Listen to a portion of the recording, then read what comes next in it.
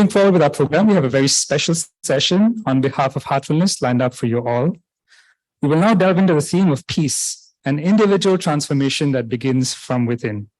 This session will be led by respected Daaji, the global guide of heartfulness.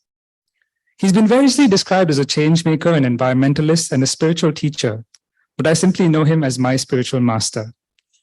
His books, such as The Heartfulness Way, Designing Destiny, and The Wisdom Bridge, along with innovations like the Heartfulness app, are part of his vision to make heart-based meditation accessible to all.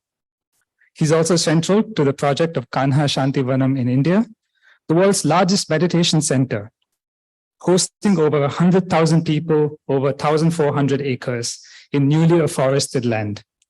He was awarded the Padma Bhushan in 2023, India's third highest civilian honor. Daaji, welcome to this session. I request everyone to please be seated comfortably as we embark on this inward journey. Let us open our minds and our hearts and embrace the wisdom that Daaji is about to share with us. Please welcome Daaji by video link.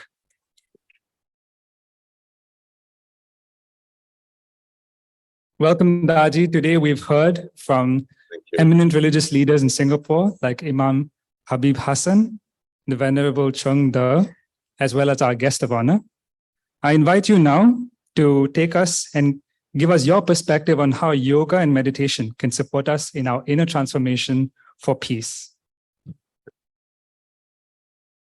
Namaste and thank you.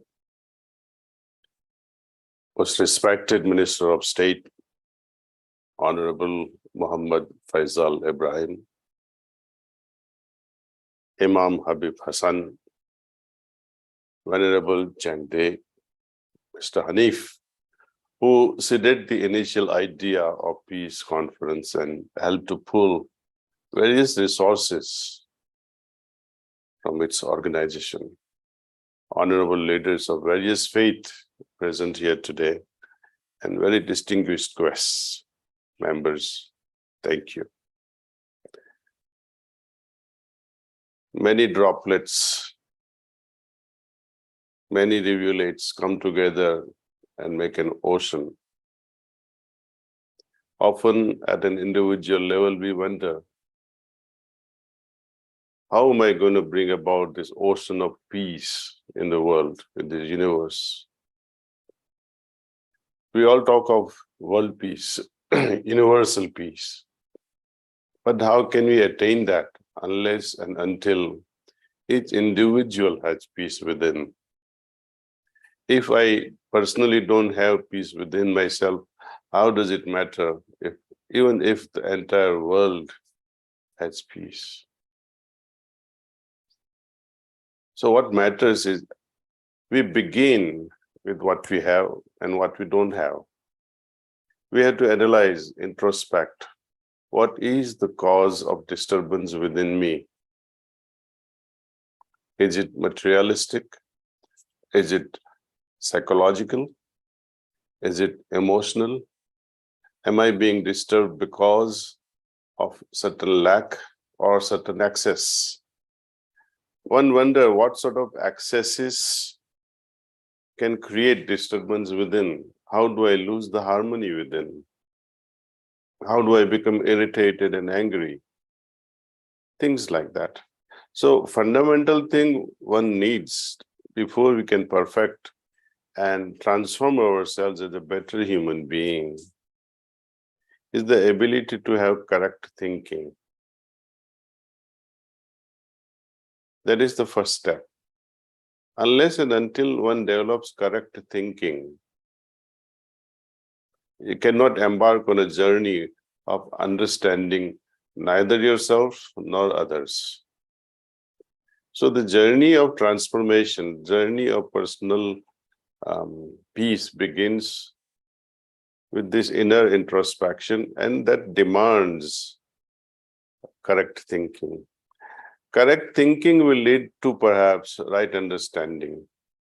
Now we have to understand, when I say correct thinking, the correct thinking according to Hindu, is it absolute?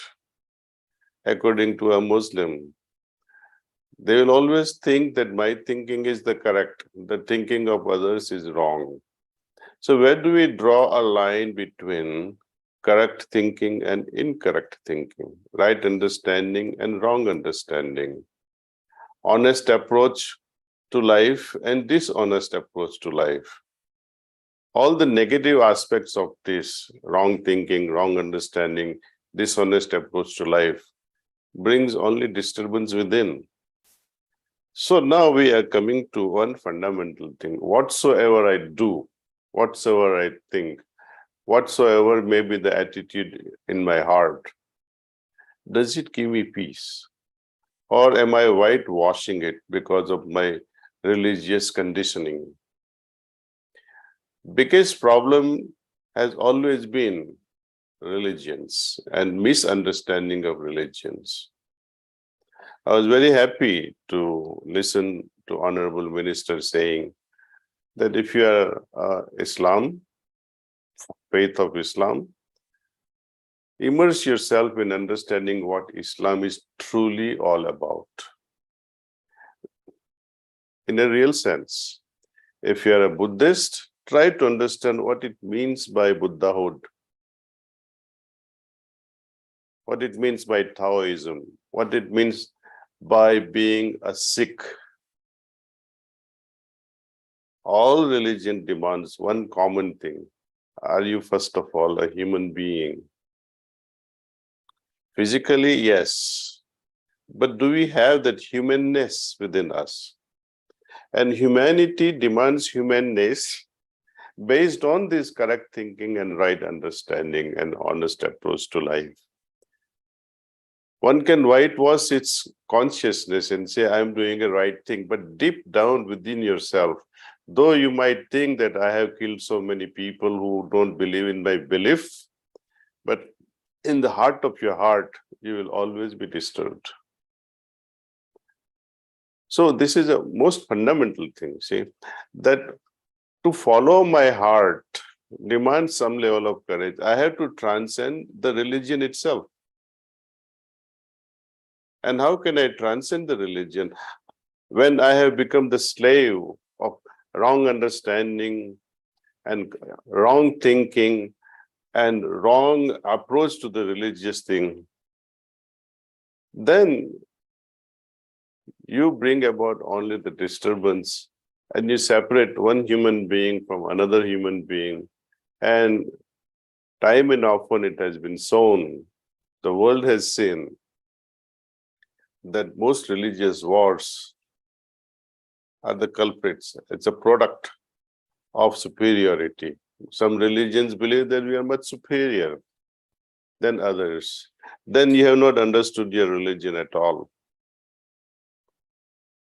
If you become aggressive and try to prove that you are the only one, then that's also not good. Universal peace cannot be bring about. It cannot be even think about. You cannot even conceive it unless and until you have a heart that is full of compassion and kindness, not only towards your own self, but towards one and all. So, to my understanding, and as the great Gita, even Quran, even Bible, all the religious approaches commonly agree on one fundamental thing, that can you have peace within yourself unless and until your heart and mind are in sync. They have to be in harmony with each other. If there is lack of harmony between the mind and the heart, you'll be lost. You will always be disturbed. And each time I want to bring about transformation within myself. Transformation means from what I am to what I have to become. And whenever there is a need of transformation, some effort will always be required. So there are two problems. Lack of interest, lack of understanding will lead to less and less of effort. And without effort, one cannot transform oneself and change oneself from what he or she is to what one would aspire to be. And that creates a lot of disturbance also. And all entire life, till we breathe our last, remains full of disturbance, lacking peace. And how can there be universal peace with many millions and billions of disturbed individuals who are walking around like walking bombs, full of discord within, no peace within? So first and foremost thing, as our elders has always brought about, bring peace within through certain spiritual practices prescribed by your very own religion. But unfortunately, most religious people focus on the very negative aspect. And it comes as a byproduct of animalistic evolution. Fundamental and evolutionary process is what? Survival. At any cost, you want to survive as a species, as an individual. And once you have identified yourself belonging to a particular religion, you have this very identification creates a lot of egoism. That mine is the best and rest is the worst. That not only brings about individual destruction, but it creates a lot of discord in human relationship.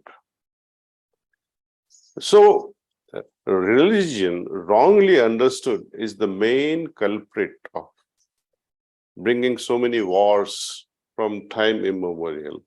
And you all are familiar that what sort of chaos it has created in the world, fighting and fighting and fighting because my belief system differs from your belief system. We have to become religions, the spiritual systems of tolerance and acceptance. If I myself cannot accept myself as I am, how can I have peace? And if I cannot accept the other person as that person is, how can there be peace? So the whole thing begins with personal acceptance. At the same time, don't be too comfortable at personal acceptance, but try to evolve oneself. And evolution means transformation. Transformation means some level of effort. And who wants to put this effort in oneself to transform oneself? So there are many paradoxical complications as far as personal transformation goes that can bring about peace. We will have to sacrifice our misunderstanding, certain traits, and the way we think, the way we have been indoctrinated by wrong approaches by religion is the main culprit. And see how each religion, leaders from each religion, can make people understand that what our true religion is all about, true humanity is all about. If there is a discord between humanness and religion, drop the religion. Become more human, more compassionate, be more loving. Without this love, what is religion? Without this love, what is even God? It doesn't matter if God exists or not, if your heart is a mere desert where there is no flowering of love. Well, I can go on talking on this particular subject, but my main emphasis is this: how to arrive at this personal inner harmony, how to develop this correct way of thinking, how to make myself understand the situation. Very simple. Adopt a practice that can make you more focused within. You can center yourself, balance yourself with the inner, in the depth of your own consciousness. I cannot center myself on the depth of another person's consciousness, however that great that person may be.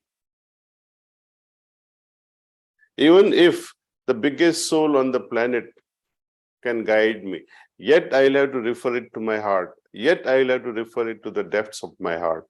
So, ability to dive deeper within oneself and see whether what is being inculcated from outside, it rhymes with my own heart. So we have to remain prayerful to that higher existence. And we have to be very honest with that higher existence. We have to remain prayerful with that higher existence. That, Lord, I don't even know how you are. I don't even know who you are. Does anyone know what God is?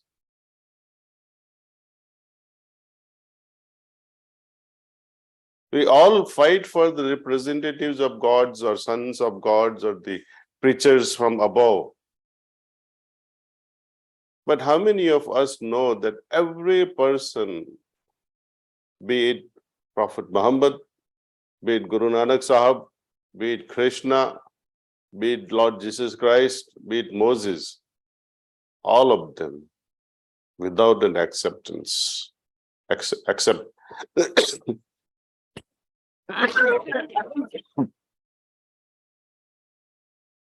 any exception, life of struggle, all of them. They were not understood at all during their lifetime. They were made to run from place to place. And ultimately, some of the great leaders with immense spiritual insights were even killed. And what we began to worship them only many hundreds or thousands of years. And that too also without knowing whatsoever. And when we approach anything without personal experience, it remains hollow and meaningless. Religion today and has always been applying two instruments. And these two instruments are successfully implemented. And they are based on fear and temptation. If you do this, you will attain Jannat, you will attain heavens. If you don't do this, you will be punished in hell, Naraka. If you do this, you will attain salvation. If you do this, you will attain liberation. Otherwise, you will be recycled time and again. These only two instruments they use. And all the rewards all religion promise after that. They promise all kinds of fruits only after that. And who is going to see what happens after that? So our prayer to Almighty God, I don't even know you. You may have read the scriptures very well, but still you remain foolish and ignorant about the whole religion. Because my belief, it's something. My experience, it's something else. And unless and until my belief system and my experiences match, then my belief will always remain empty and without any real faith. I will develop a faith based on conditioning inculcated by my parents, by my religion, by my society, by my community. But at an individual level, you will never have the authentic divine inspiration or the feelings from within. So my feelings and my experience must match. It must form an eclipse. It must form an eclipse of conscience between the mind and the heart. They must match. When I say there is God, what do you mean by God? I know we all believe in God. Your names of God may be different. Christian God name is different. Islamic God name is different.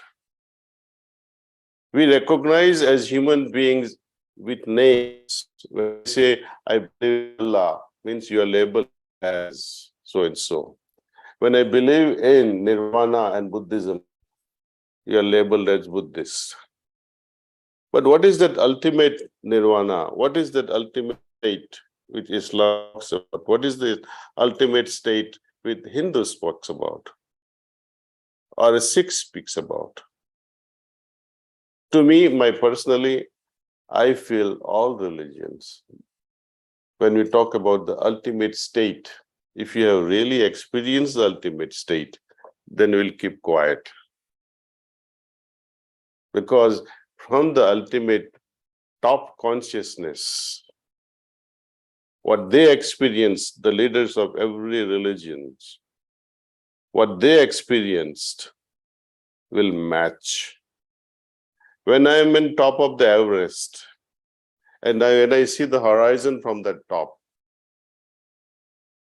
and a person who has attained similar heights of consciousness and reaches that Everest of consciousness, be it in this time or be it 10,000 years before or 10,000 years later, that height of consciousness from which you'll be looking will always be the same. But based on geographical position, I will give the description with different names. And that's why names creates problems. And because of the names, we keep fighting.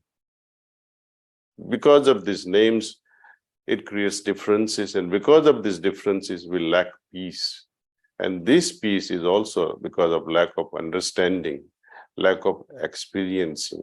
So we are extending further that from wrong thinking, you cannot develop the right understanding. Without right understanding, you cannot have the right experience. And without the experience, how can you become? For example, you may have the divine encounter. Oh, I felt so good today and I felt presence of my Lord today in my heart. Okay, is it enough to have that experience once in a while? Some people say, yeah, once you have it forever. No. Suppose if I have the company of a very wealthy friend and he invites me to stay in his house for 3 years or 3 months. Okay, I enjoy the hospitality of my rich friend. It's great. But when you return back home and talk with your family, from within, from heart of your heart, you will say, oh, I'm very grateful to my friend who treated me with such a great hospitality. And you will talk with your friends also. But in your heart of hearts, you will always aspire. And what is that aspiration? I wish I was also rich like him. I want to become rich. Isn't it? Likewise, when we have divine experience once in a while, it's not enough. I have to become divine myself. It's not enough that I feel peace. It's not enough that I feel love and compassion and kindness. I must become kind. I must become love. I must become compassionate. I must become true human. And once we realize this, then there is a possibility of becoming divine. From a mere human existence, we now are transformed with understanding. And humanity kicks in. You become more humane, full of love. And then our journey embarks upon further transformation to becoming divine. You will not be happy with just your own personal peace and happiness. You'll be praying for the rest of the universe, not only for other human beings, but for birds and bees and trees. Also you will pray, may there be peace, may there be universal peace. All this understanding, my dear brothers and sisters, can truly be appreciated and can become impactful only when we go within ourselves. Because there is no real vibrations coming from outside. And whatsoever knowledge or love may descend from outside, but our own hearts and minds will filter them based on our own conditioning. I will share with you one example of a real scientific experiment that was done in the West. I don't know the detail of the names of person who conducted this experiment, but it's very relevant in today's world. They selected people from various religious backgrounds and asked them to respond how they felt, but without any words. They are supposed to respond without speaking a word. So what they did was all these 5-6 individuals, well, put an fMRI machine. fMRI machine is the one that measures your functional MRI, meaning it responds to the activities in your brain. For example, when you become more compassionate, how your heart responds, how your mind responds. When you become angry, mind also responds differently and heart also responds. So they measure that. So people from various religions, one Islamic faith, one Buddhist faith, one Jewish faith, one Hindu faith, and like that, all experiments were being conducted. And what they were shown, a Hindu person was shown a Christian being tortured. Of course, there was no real torture, but they saw as if he is being tortured. And how the Hindu would respond to the torture of a Christian. Versus how a Hindu would respond to the torture given to a Jewish person or to a Muslim and to a Hindu. Likewise, a Muslim person, how he would respond to the torture being given to other person. Anyway, the results from this fMRI machines are very striking. And as predictably, they become more agitated when their own person of their own faith was being tortured. But when the person of the other faith were being tortured, there was no heartfelt responses from their heart. There was no greater activities in the brain. So you see how we are caught up because of the conditioning. We have become slaves of our own religion. Religion is supposed to free us. Religion is supposed to give us liberation. But religions today is trapping our minds and hearts and limiting our understanding. With such a background, how can you ever have peace? Forget about peace. You can never have it as long as you remain bound and slaves to your religion.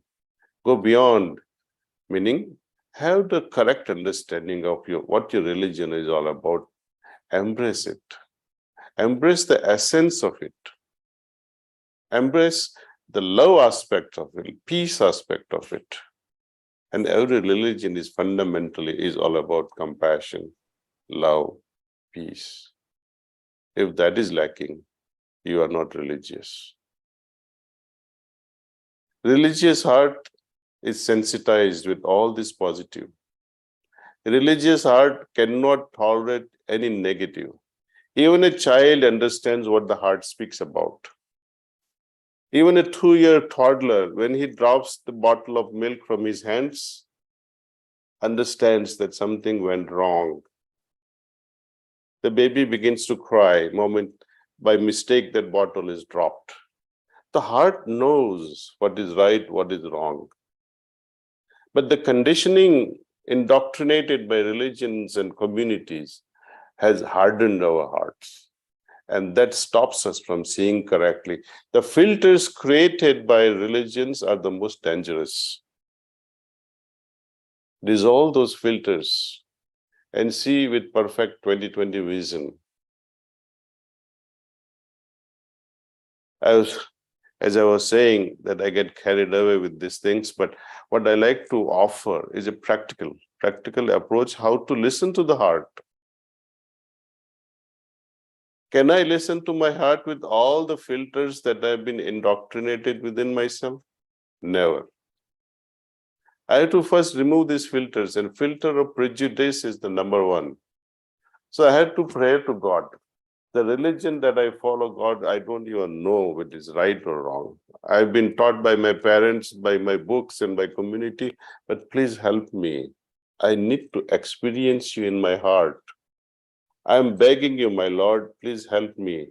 And how can you have that experience? Where can you have this experience? Nowhere else but except your own heart. So we close our eyes gently and pay our attention, having relaxed body, relaxed mind, and everything relaxed. Go inward and be receptive to that inner source where God resides, where the ultimate knowledge resides, where the highest consciousness resides. It's in our heart. That ultimate source of divinity also can be felt in our heart. So we gently close our eyes, and if you all like to go through this experiment, we can close our eyes gently and try to meditate. And meditation with like-minded people with open approach will truly help us at least have some feelings of what divinity is all about. But number one attitude we have to have is, God, I don't know. I need to experience your presence. We have to be authentic about our prayer first. If you say, God, I already know and I already been doing whatever I've been told to do, then you will never find God.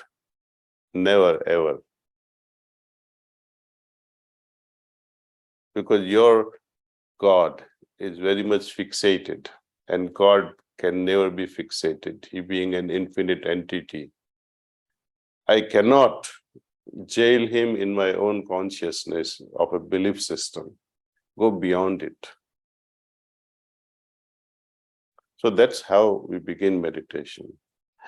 Do we agree to meditate?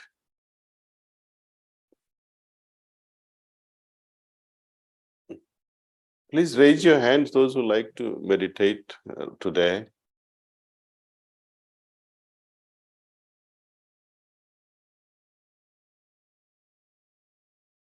All right.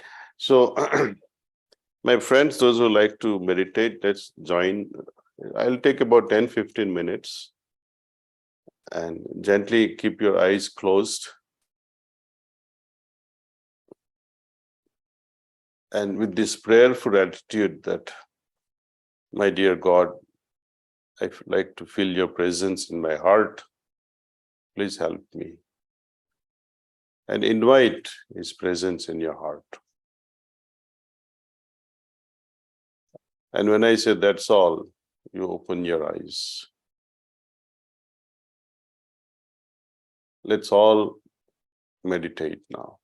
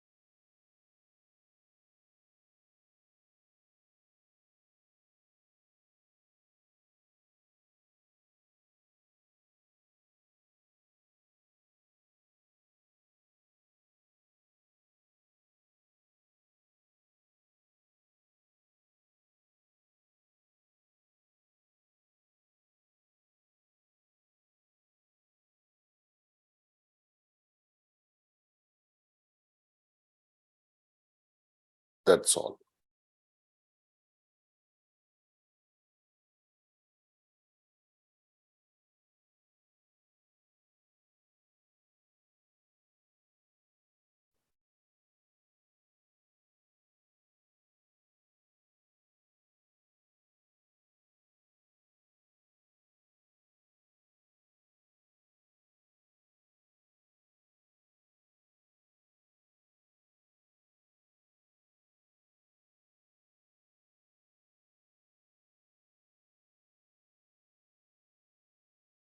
Thank you very much, Daaji. I hope this meditative experience has been meaningful to the people here. If there are any questions from the audience, we welcome you to stand up and ask. If anybody has anything to question, feel free to be bold. Otherwise, if not, we have a question in table 1. Please hang on just a minute. The mic will come to you.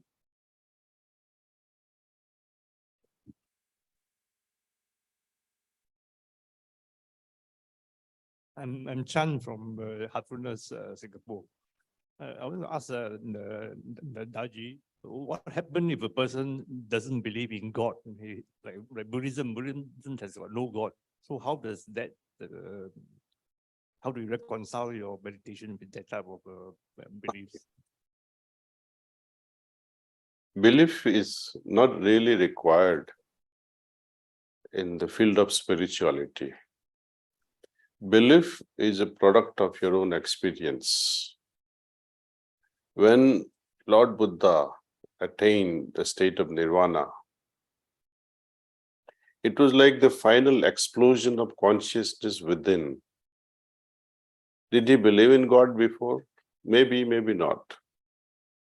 But what matters to us today, that while I'm moving towards that infinity, towards a higher level of consciousness, do I have to depend on forms?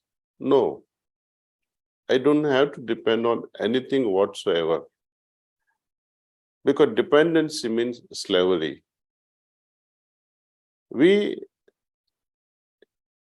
As we move in meditation, we begin with this assumption that the source of everything is within me, within my heart, and I like to experience that.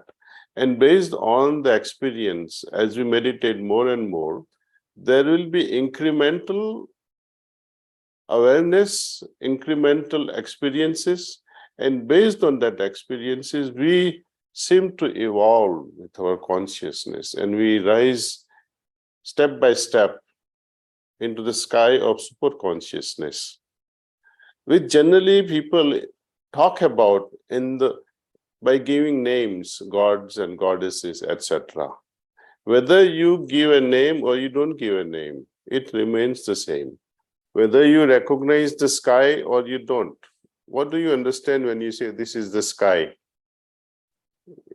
But as you move towards the sky above, will you be able to catch the sky in your hands? God, that entity, that infinity, is more subtler, more refined than that. You cannot grasp, not even mentally. So it is better to say God is absent. And I do agree with Lord Buddha when he says there is no need to believe in God. Whether he is there or not, it is immaterial.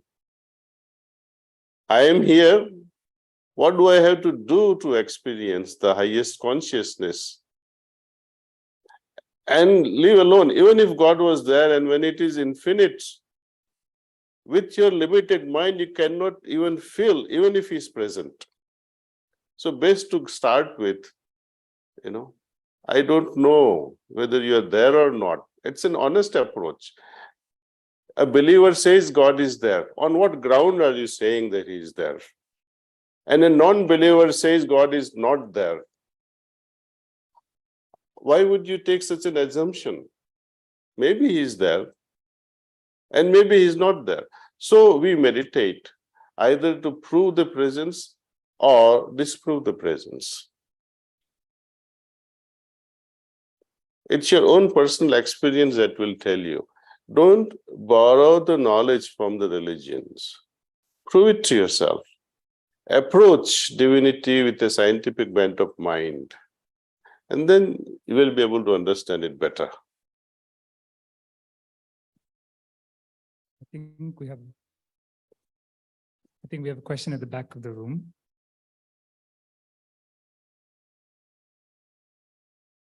Pranam Guruji, could you please give a simple definition of what is meditation and what is prayer? What is the difference between prayer and meditation? Okay. You are used to phones, etc. When you hear the ring, you respond. Prayer is pressing the door button of God, or God's house. You press the button through prayer. Meditation is all about communion with their higher consciousness. Meditation is to arrive at a higher level of consciousness so that you can resonate with the highest consciousness of the universe. It's as simple as that. That means I have to go beyond my mind. When I have to drop my mind itself, how can you have the orthodox ideas of minds and religions? You have to go beyond and beyond, transcend all the time, keep transcending all the time.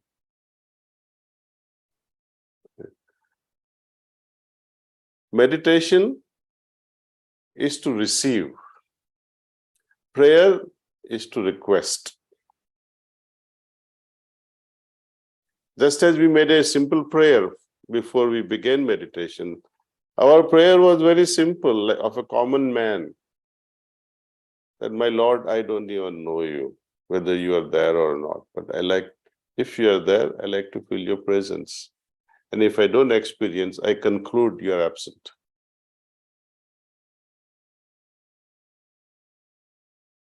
And how are you going to know that God has spoken? The language of God is silence, and in that silence, what do you feel? A deep silence, deeper silence, incrementally more peaceful silence within. This is a signature that you're moving towards that ultimate. Incremental peace within your heart. That's a sign.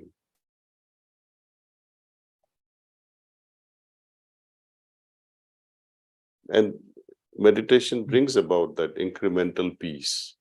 Why am I saying incremental peace? Why am I not able to feel all the peace that I would feel ultimately now? You cannot, because I am not ready. My mind is not ready. Incremental peace, incremental meditative state comes when I am incrementally purified at a mental level and at a heart level. More purification, more meditativeness, more peace, more resonance with divinity.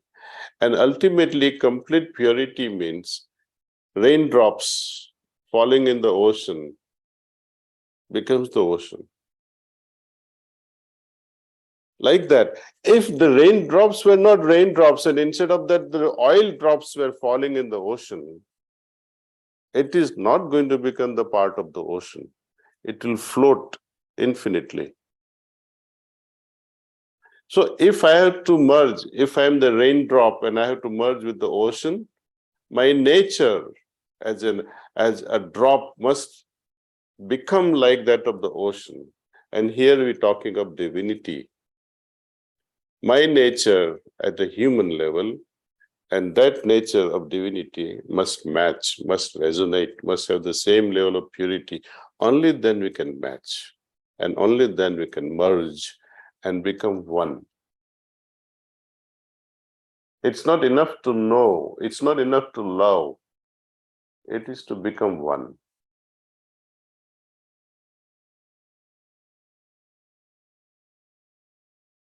Thank you, Daaji. We just have one last question.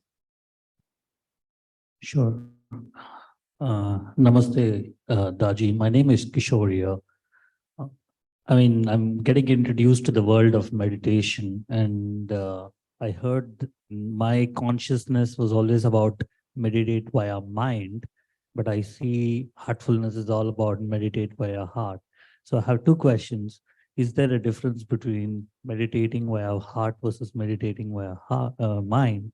And second question, can a meditatee who's doing the meditation identify the difference? Thank you. Yes, sir. Let's move further into understanding meditation a little bit more. In heartfulness way of meditation, we begin with an assumption. And assumption, like in mathematics, when we begin a theorem or a hypothesis, we say this plus this is equal to this. It's a hypothesis, it's a suggestion, it's a theorem. And then if we say this plus or this multiplied by this is not this. So at the end, we prove or disprove. So with that hypothesis, we begin meditation. That maybe God is present in my heart or maybe not. So we begin with that hypothesis. Let's begin with the positive hypothesis that God is in my heart. And how are you going to perceive the God? We don't know.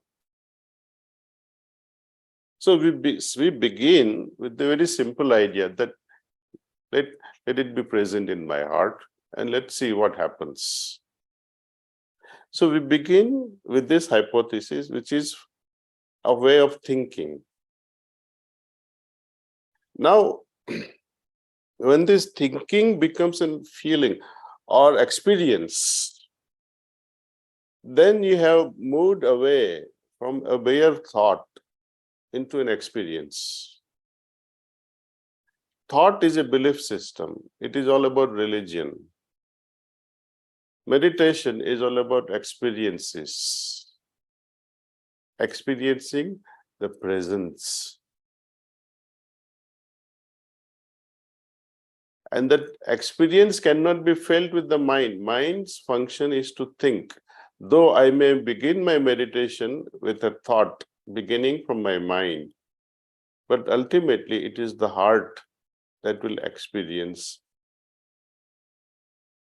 So meditation is all about experiencing. Religion is to indoctrinate you with the presence of divinity. Spirituality is to make you experience. And as we move further, transcending religion, meditate more and more, and you transcend even spirituality. One experience, as I was sharing with you, is not enough. Millions of experiences are not enough. I have to become that experience. Divine experiences are not enough. I have to become divine. So we move from religion of belief to spirituality of experience and reality of becoming. I become divine. And then a stage also comes when I had to drop that too, and it happens naturally and automatically. When that happens, there is perfect bliss within. It Lord Buddha talks about, Hinduism talks about, Christianity also talks about. The heaven, the ultimate heaven is in your heart. Bliss is in your heart. Bliss is not here. Here you can have good understanding. That gives you peace. Wrong understanding gives you disturbance. Heart and mind, they're very closely connected. And we should use both. Correct thinking, right understanding, and that will give us proper feelings in our heart, right feelings in our heart. And what happens when you arrive at bliss? That too becomes so heavy ultimately. You will feel like saying, enough of bliss. I dissolve into ultimate. And Islam also talks about the ultimate state as fanai fana or bakai baka. Dissolution of dissolution. freedom from freedom itself. So all religion, they ultimately come to the ultimate, final state. But we have to find the right means of achieving it, attaining it. If you keep on saying my way is the only way, then you are done. You are finished. There is no God in you then, say. I have to accept one and all. Because God not only dwells in my heart, later on we will see through experience, the same God who dwells within me is dwelling in all of us. It's the same entity.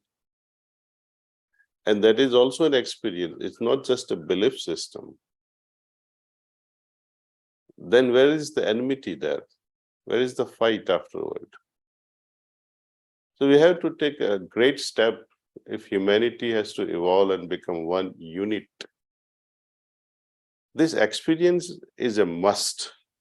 If I experience that presence within myself, and if I seek and if I see that that presence is also in another person, why would I fight?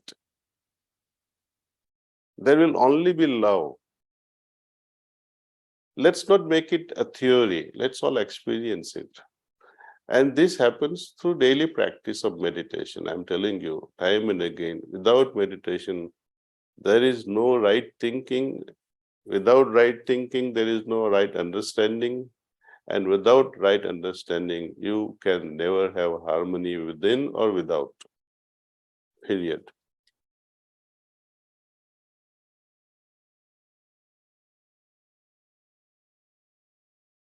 Thank you, Daaji, for your time, and thank you for attending. Thank you. Thank you. On behalf of the organizers, if we have any other questions, please feel free to hand it to our volunteers who would be happy to give it to Daaji and revert to you with a reply. I apologize for we are running behind on time. Thank you for all for sitting through this and for experiencing this. I understand this morning has been filled with thought-provoking discussions. I'd like to invite everyone to take a